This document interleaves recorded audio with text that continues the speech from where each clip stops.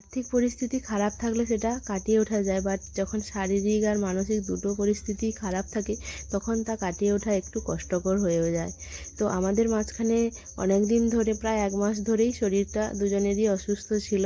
তো সেই কারণে মায়ের কাছে একটু মানে মানত করেছিলাম যে শরীরটা যদি ভালো হয়ে যায় তাহলে এসে একবার পুজো দিয়ে যাব। আসলে আমাদের বাড়ি থেকে বর্গভীমা মন্দির ওই 5-7 মিনিট, যাতায়াতের পথে প্রায় দিনই মাকে প্রণাম করে যাই এবং আরতি হলে সন্ধেবেলাও আমরা এসে দেখি অনেক সময়, কিন্তু পুজোটা দেওয়া হয় না। আর পুজোটা আমি বেসিক্যালি সকাল সকাল উঠে দিতেই পছন্দ করি।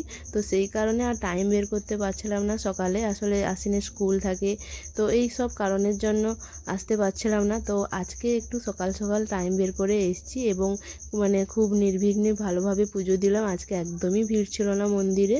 তারপর কিছুক্ষণ ঘোরাঘুরি করে বাইরে একটু ঘুগনি মুড়ি এইসব খেয়ে বাড়ি ফিরে এলাম। টাটা।